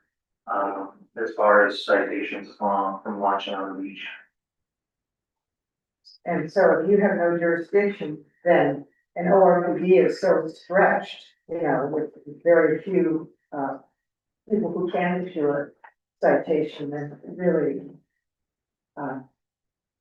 well, that's, well, I guess maybe when the rulemaking happens, or, you know, when it gets into the revised statutes, it does. then- You know, and I think too, it's my philosophy is, you know, if somebody, you catch them doing it twice, that wants a citation, but a lot of times, a warning and just public education goes a long way. When it comes to traffic stops, I don't get everybody a ticket. A lot of times it's just, hey, watch what you're doing, these are the rules of the road, these are the rules for flying drones off the state park, public education. And, you usually get pretty good compliance if they don't move forward. So, and in that case, if we can get their information, we can forward that to state parks and they can follow up, with the person, that's in violation of that rule. Yeah, so we get to give you that information. So the only thing really enforceable, other than by state parks, Correct. would be, National Wildlife Refuge. Correct. And that's actually would be, we would take, same thing, we would take down the information and forward that to US Fish and Wildlife. And they would, follow up with any type of citations or, criminal, citations. Now, if they're harassing wildlife, we do have a state law for harassing wildlife, it's a misdemeanor. So if they're knowingly, recklessly, or criminal negligence or intentionally doing it, you can cite them, in district court for that. So you'll keep us, Yeah, I'll keep us posted. yeah. Okay, great. Okay, moving right along to short-term rental caps. All right, so short-term rental cap ordinance, there's really, I just want to let you know, there's two different types of notices, because I listened to I wasn't here at the last meeting for, I had something else I had to do, but I did watch the tape of it. And I think the clarification is that, no, that has not gone before the planning commission as a hearing item. So it has not reached the planning commission. So I provided in the staff report background stating, you know, the Measure 56 notice requirements, so you have to go, the time period, 35 days, I believe, for Measure 56, and then you also have to let the state know through a PAPA notification. And so they have held work sessions on the short-term rental cap, and they have language for it's currently at 165 requirement for 14 days, and then they've added a few other things that they've talked about, a buffer or a limit of not having any east of Highway 101, but have not settled on those two.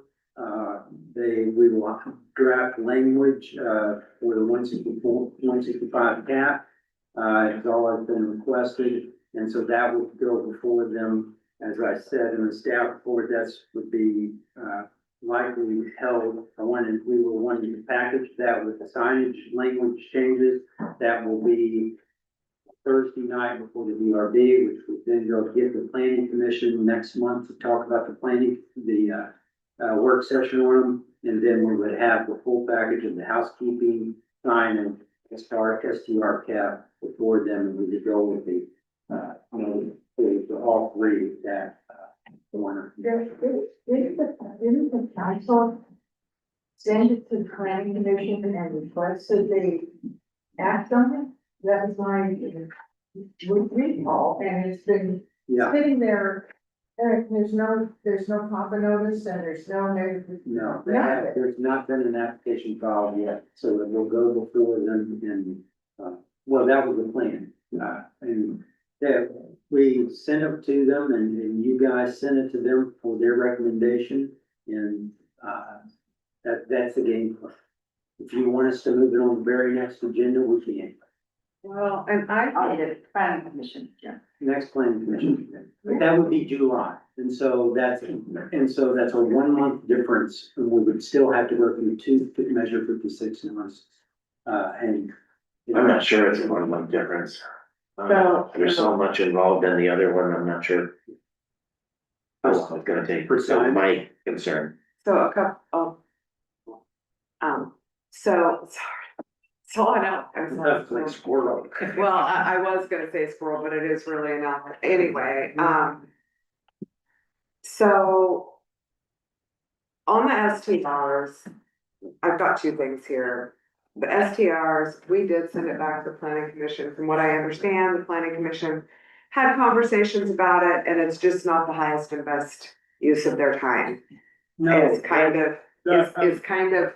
That's not what no, that's not. No, I asked them to package this with the housekeeping and the signage, which will make their way to. And so this is the second point of what I was going to say. Packaging all of these things together is the worst thing we can do. We need to get this cap passed. It takes one of those little housekeeping items or one of these other little things to have a hiccup, and then it goes nowhere. And we need to get this cap, we need to get all of the things filed, and we need to get it done. Am I going down the wrong path? I think what he was saying is though, it's because of the notices that have to be sent out, so we have to do it twice. I'm afraid we might have to do it twice. Well, I think we're, if we have I to do think we this. should be prepared to do it twice. Yeah. I think. And then if we can package it all together, great, but I think we need to be ready to. I would just ask you wait 1 month. It will not change the 165, we're not, in other words, whatever you set, it's going to be set there for, forever. But it's. Or as long as the council changes it. So that limit will not change. And so It's we not, have not reached that and even if we have, that limit will be set and you can lower it and by attrition, we have about 30 or 40 that will be coming off of that. And so, it's slowly shrinking as we talk about this. well, but it's not just about, yes, it's about the cap, we need to get the cap on there, but we need to get it done. And if we wait for them to decide, planning to decide about limiting the east side of the highway and limiting this and limiting that, and also agreeing on there's some housekeeping issues that we need to get done. One thing can throw a wrench in that whole thing. So I think that we need to be, Gary just said, we need to be prepared to do the SDR solely. Do more than that. The cap, no, the cap on its own.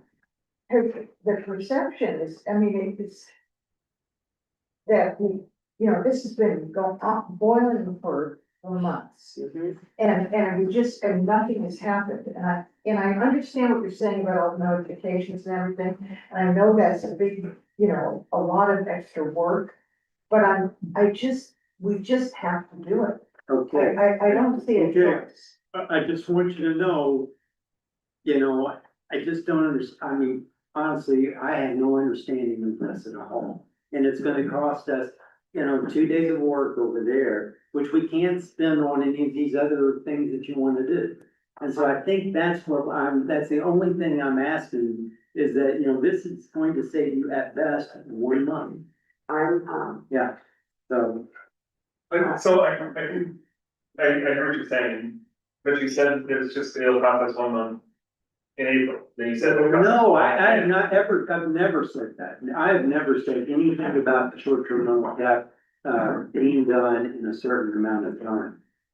That is not, I have said, in fact, you can watch the planning commission, meetings. I have said this exact timetable that I'm speaking about, to go to harvest to them, packaging these other 2 items with. And that's the only reason they held off on it, because that's made the sense for, going out to that. But I'm fine, we'll do that. I mean, I'm happy to do it. It's just that I just want you to know that's going to cost us on other items down there on the way.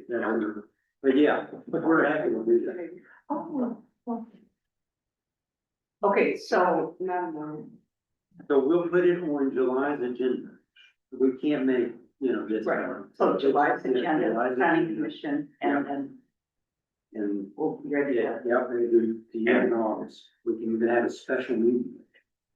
I think that, I guess my biggest concern here is council has directed the city manager to make this happen for the cap on the STRs repeatedly, and it has not been done. And now we're getting pushback from staff on why it can't be done, and about money, which we've clearly stated we understand. And I agree with Eric that we've heard 1 more month. We talked about this months ago, and it just needs to happen. If it needs to go back to planning commission, so be it. 1 standalone item. Actually, the more time we spend, the more it costs us. So, thank you for letting me say. I think whether or not, you know, some people don't think this will affect the housing situation for middle housing and low-income housing. I don't think that's, I think a lot of people feel that it will. And I think there's a lot of evidence out there that it does. And we were given a presentation that said it does affect that. So I just think we have to move on. okay, I think it's consensus, we want to move on. Okay, So, it's going to planning commission in July. If it can be packaged with everything, we'll package it. if it Or- can, That'd be in August. Yeah, Okay. That's okay. Actually, everything isn't gonna. Yeah, it's not gonna happen, but that's Okay. okay. We'll get them all done. okay, so July planning commission, Thank you. Yeah. and just the cap, not, I mean, I have listened to the planning commission meetings, and I think they have spent a lot of time talking about exclusionary, Right. and that we just want the cap right now. Right. But we're going to things can happen. Yeah, I think we had, council consensus on capping STRs before you came back. Oh, yeah. And so we've kind of been, But, you know, Okay, we will see. sorry, John. Oh, no, If you come back. I've got a lot to get done in the next 2 years, so. Are you gonna put a date counter on your email too? okay, next on the agenda, we have wildlife. Yeah. Yeah, I think it's me, right? Wildlife, council requests a staff. Yeah, computers. With the city attorney to draft wildlife protection language for the municipal code, so I think I'll turn it over to Ashley to talk about the municipal, the Elk Municipal Code draft. So I believe that this was Jody that assisted you all with drafting this. But as far as I'm aware, it is generally intending to focus on the some of the elk issues and interactions with the public that you have seen in the city in I would say recent months, but I think just maybe it's been an ongoing issue for you all. And so the language is essentially hoping to address interactions between members of the public and the elk population that you have, and also avoiding harassment of the elk as well. Beginning to differentiate people trying to get out of their house and get to their car from approaching too close or harassing elk, or someone with actually a hazing permit. Like my pots and pans in the garden from the deck, I bang pots and pans to get them out of my garden. It doesn't always work, it does work a little bit. And that is. I chase them out of my garden too. Yeah, is that hazing? I really, it's interesting that was brought up during our public comment, and I had put that down as a note, because I think we have to define what hazing is. I mean, I think hazing, maybe what is intended is, purposely aggravating them, or, jumping around and teasing them or whatever. I think that chasing them out of your garden without harming them. I don't, So the current code language does, it uses harass as the term, and it does define it. It says it means frighten or chase, but not kill. Well, chasing, I mean, I guess I like a lot of the things in this ordinance, like stop, I think it'll help, may help prevent people from feeding them, et cetera, which is, in everybody's benefit, for everybody's benefit. But the thing about not saying, I think we have to differentiate between harassing and without harming them, chasing them out of your garden, or chasing them out of your yard, or away from your car, in a way that doesn't endanger you or them, like, standing in your doorway, banging and making a lot of noise, sometimes works. Is that hazing? I think the difference here may be on city property. I mean, if they're in a park or in green space, I feel like this can and probably should apply. When they're in your yard and you can't avoid them without going about your normal routine, or you don't want them eating everything in your yard, you are potentially frightening or chasing them and breaking that ordinance.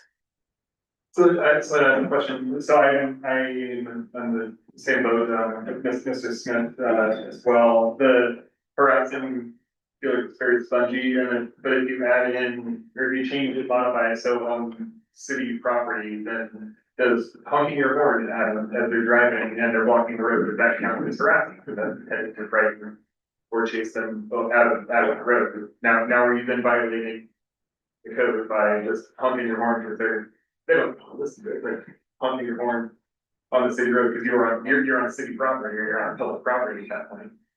I'm hearing from you all that your main concern with this language is frighten, whereas maybe it would make more sense to say chase. Harassment is chasing but not frightening the elk, because what I'm hearing you say is you need to be able to essentially get around them peacefully, right? If they're in the road, you need to be able to honk your horn. If they're in your backyard, you need to be able to bang pots or whatever. But you don't want people proactively rushing after them, or, chasing them with cameras and getting too close, or following them with a car, etc. And we do want them to keep their distance if possible. Because the more that people approach them closely, they allow a pretty close approach now, as opposed to 10 or 15 years ago when they would always walk away from you. Now they don't walk away from you, and people are putting themselves in dangerous territory when they get that close. I just want to make sure that if we have anything in here about harassing elk, that it doesn't go in an opposite direction of what ODFW permits people to do with elk. They issue hazing permits if you have a problem in elk, or you have an area that's have a problem, they issue hazing permits, which essentially is do whatever it takes without injuring the elk, and it can go away. So then, I just wanna make sure that any language that we have doesn't go contrary to that, when we have the litigant biologist in here telling us that hazing can be of limited benefit to changing behavior. But by that, the same token, we don't wanna give a hazing permit to the entire city. Well, we don't issue the permits. Yeah, for I'm that. just That's, saying, yeah, that- if you are lost, I mean, the results could be the same.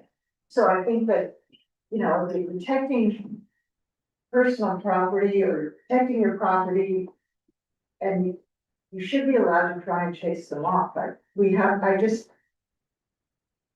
chase them out. We're actually too close to the elk right now as we're sitting here. There's one about 25 yards away.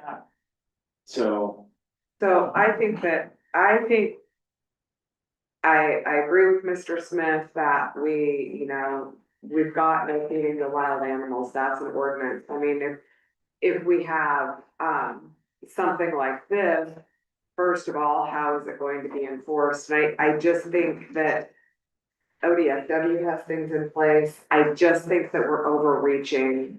You can't be within 100 feet of the elk, and Gary just pointed out that we are right now, but, you walk around, somebody's walking their dog and you walk around a corner and there's a herd of elk right there. So you can't scare them off and you're too close, so you're in trouble. And that's on a city street. I just don't see how this would ever be enforceable. I mean, it would have to be, I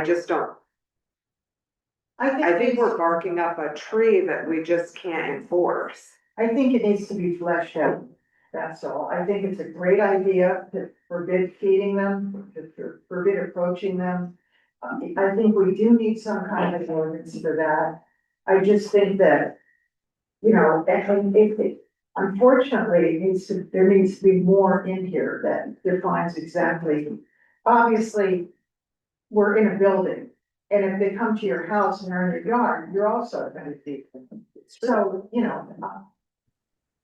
that's why this isn't complete enough. the main thing that's missing is city property.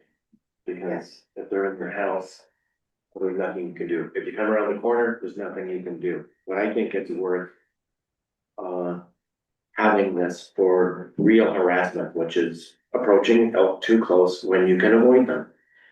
I also think the word intentional has to be there. You intentionally approach the elk.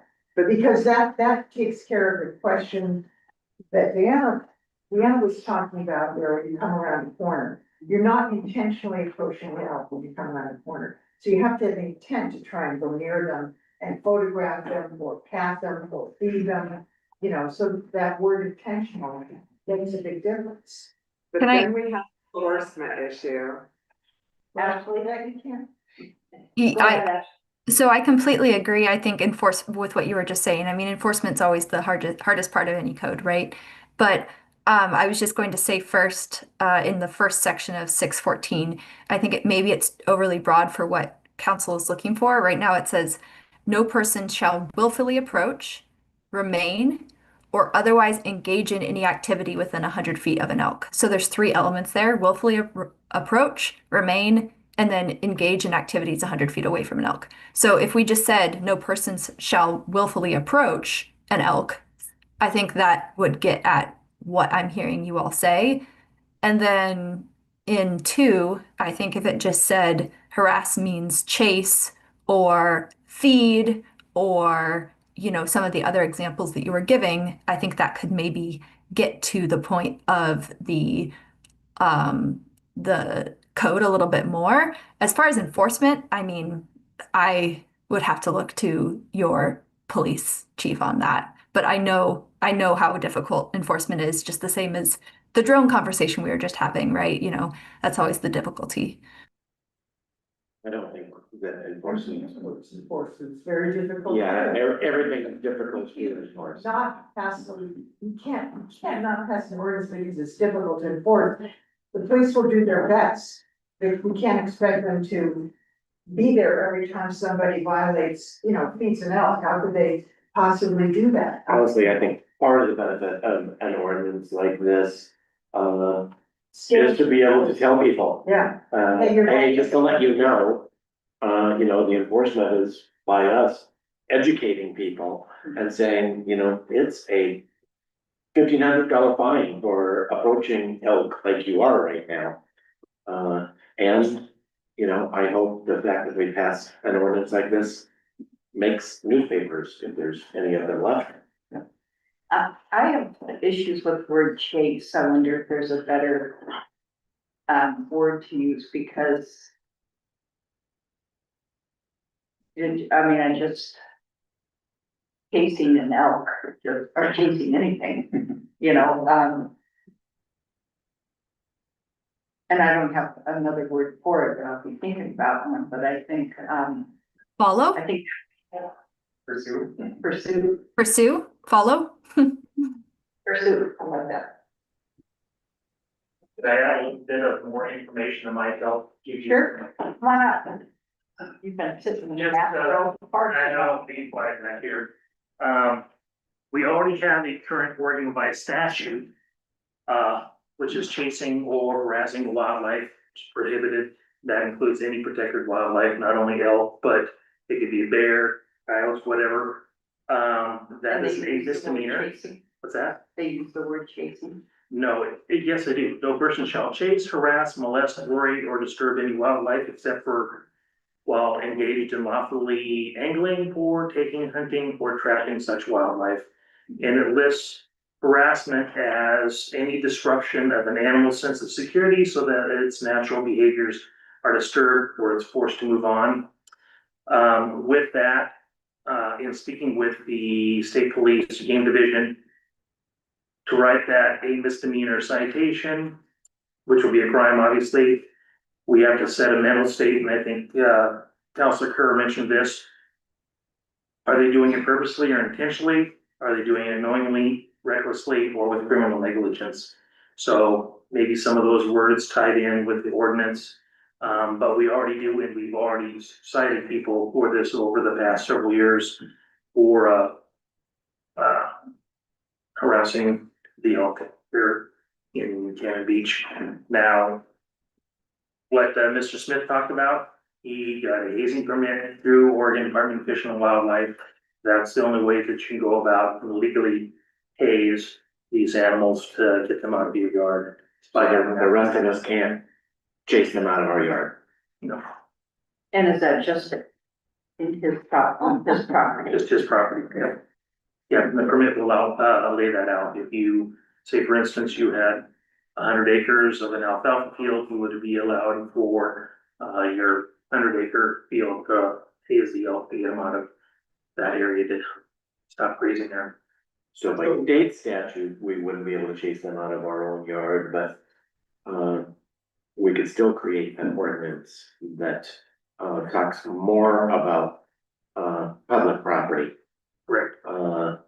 Can we add in the provision here notwithstanding whatever ORS that is used for issuing the hazing permits through ODFW? So if someone like Mr. Smith or someone else in city limits got that, we would call out specifically that if they've gone through the proper channels, they can. They are permitted. They're permitted. And is it necessary to call that out in our local ordinance, or is that just? I think It's just out there, just. I think would be beneficial, so that way you don't have, the Oregon by statute, going against, our municipal code.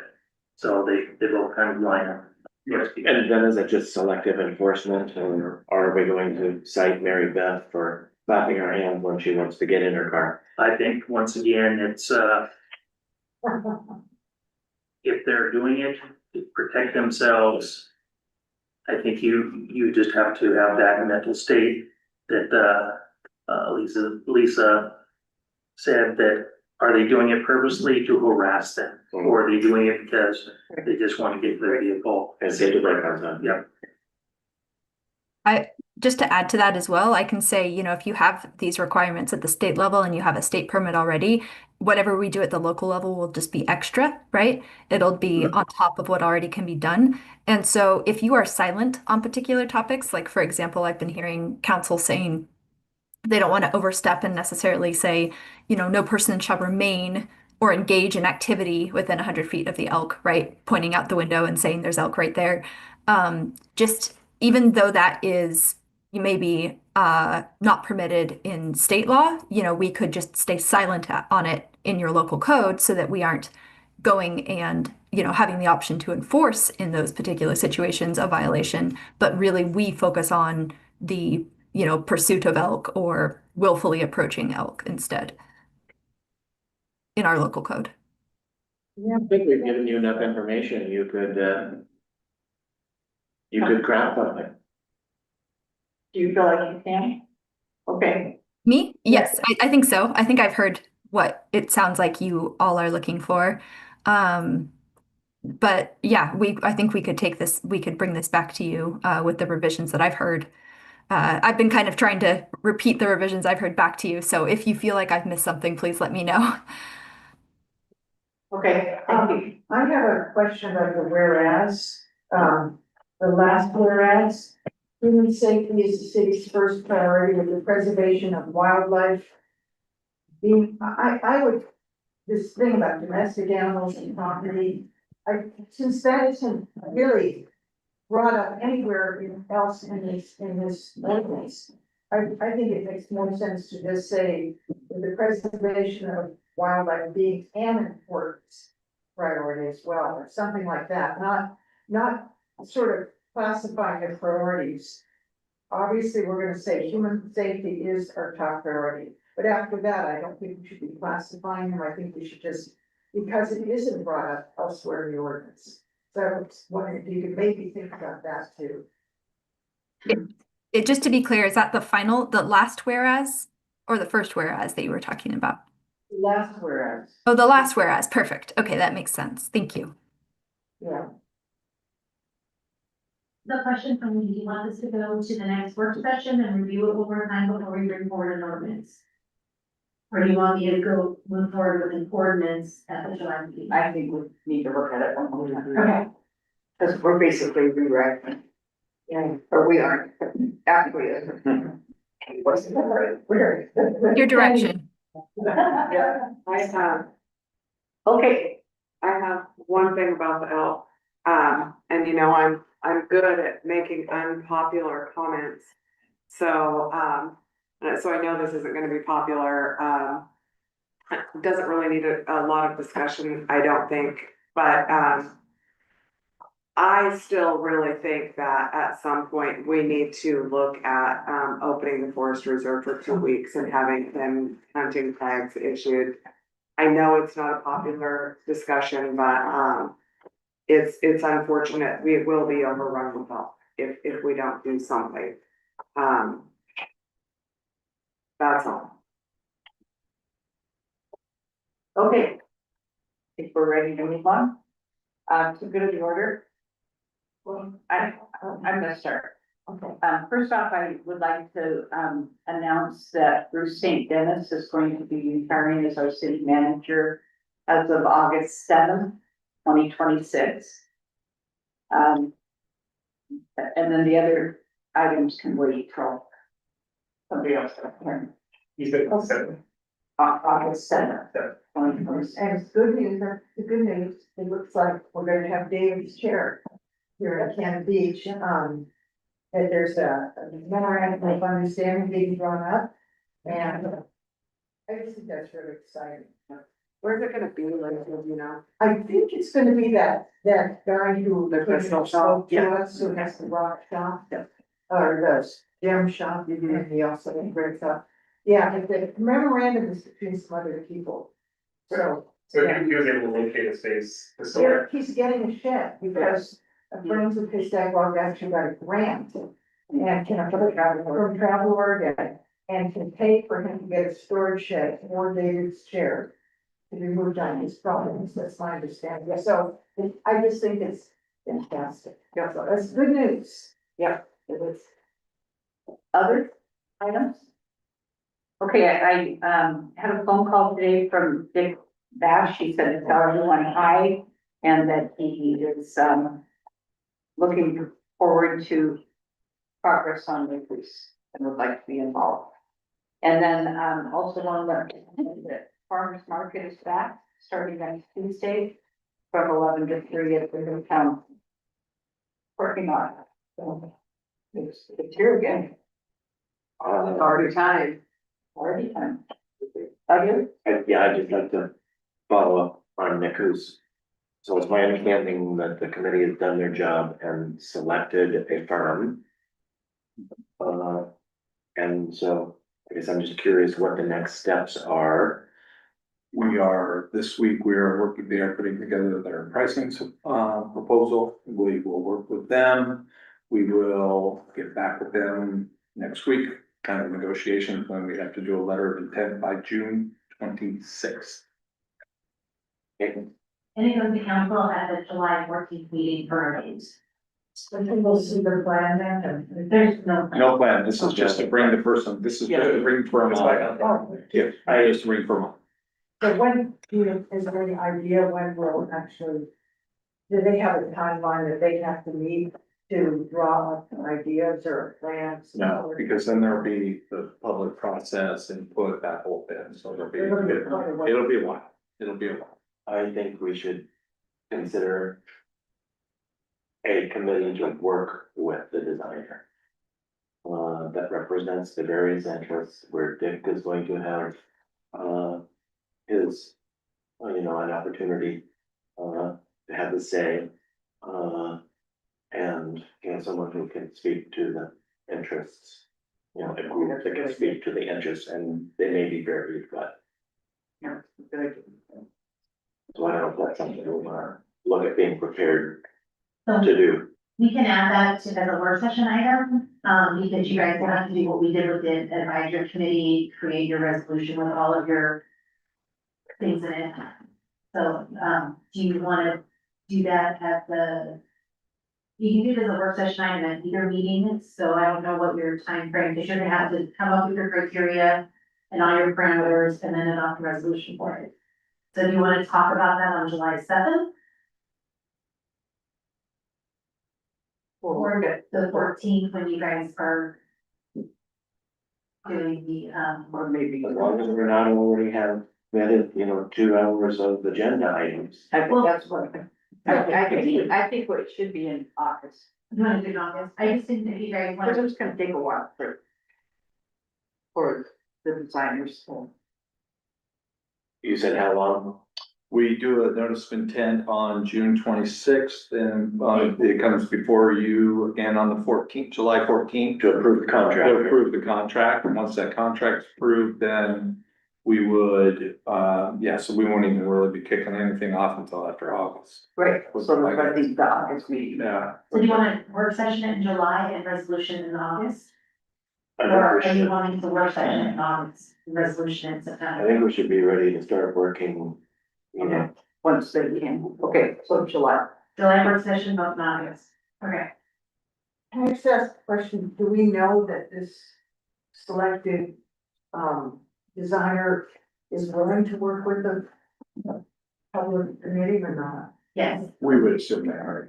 They already put the one to be selected, so, right, yeah. Yeah, that's different for deciding. and they've done more what they need to be to serve a variety of interests too, so. I mean, part of any of the design process is having public input, and I go through that, so. So they're aware of that. No one pleasant surprises.